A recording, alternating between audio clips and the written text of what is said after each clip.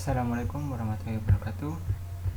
Perkenalkan, nama saya Devriya Sulfa Arifin. NIM saya 24411000061. Pesan pengampu saya Bu Sofia Hardi. Di sini saya akan mempresentasikan tentang definisi IPv4. Yang pertama, address. IP address adalah sebaris kata yang dimiliki setiap komputer, ponsel, atau gawai pintar lainnya yang terhubung melalui internet. Angka-angka ini berbeda di setiap perangkat atau digunakan untuk menghubungi satu sama lain. Fungsi IP address sebagai alamat pengirim data ke perangkat Anda.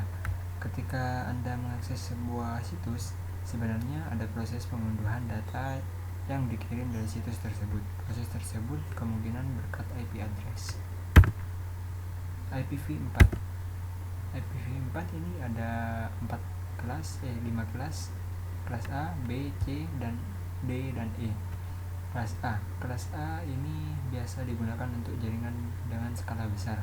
Bit pertama dari IP address kelas A selalu di set dengan nilai 0. Bit kedua sampai bit ke-8 merupakan sebuah network identifier. 24 sisanya atau 3 oktet terakhir mempresentasikan host identifier. Kelas B biasanya digunakan untuk jaringan skala menengah hingga skala besar. 2 bit pertama di dalam oktet pertama. Alamat IP kelas B biasa berupa bilangan biner, yaitu 10. 14 bit berikutnya merupakan network identifier. Sisa 16 bit mempresentasikan host identifier. Kelas C digunakan untuk jaringan berskala kecil. Tingkat bit pertama bernilai biner 110. Kemudian 21 bit selanjutnya merupakan network identifier dan 8 sisanya mempresentasikan host identifier.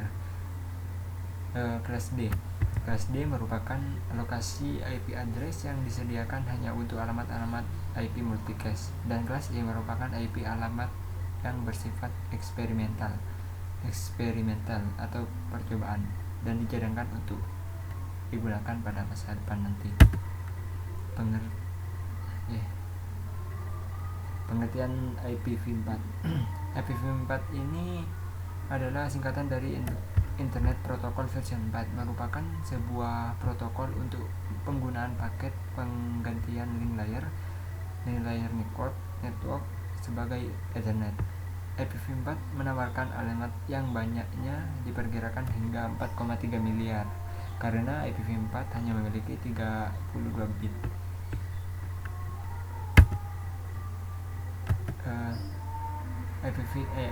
IP address yang dapat dipakai IPv4 ini IP address versi yang telah dipakai sejak internet mulai dimanfaatkan secara komersial. Selain itu, versi ini yang paling banyak digunakan. Kemungkinan kalian semua menggunakan IPv4 ini. Sistem komunikasi IPv4 ini ada 3: unicast, broadcast, dan multicast. Unicast adalah merupakan komunikasi antar sebuah host atau point to point. Broadcast merupakan metode komunikasi yang sebuah host ke semua host yang masih dalam satu jaringan. Alamat broadcast digunakan dalam komunikasi one to everyone. Multicast merupakan metode komunikasi dari sebuah host ke banyak host yang bergabung dalam grup multicast yang sama. Alamat multicast digunakan dalam komunikasi one to many, contoh video streaming. Kelebihan dan kekurangan IPv4. Salah satunya, kelebihannya itu tidak mensyaratkan ukuran paket pada link layer dan harus bisa menyusun kembali paket. Yang kedua, pengolahan rute informasi yang tidak memerlukan seluruh 32 bit tersebut. Kekurangannya, panjang alamat 32 bit dikonfigurasi secara manual, dukungan terhadap IPsec opsional, fragmentasi dilakukan oleh pengirim dan pada router. IPv4 yang hanya memiliki panjang 32 bit atau jumlah total alamat yang dapat mencapai 4 miliaran. IPv4 ini meskipun totalnya alamat 4 miliar, pada kenyataannya tidak mencapai 4 miliar alamat karena ada beberapa limitasi, sehingga implementasi saat ini hanya mencapai beberapa ratus juta terbatas saja. Cukup sekian yaitu saya sampaikan. Kurang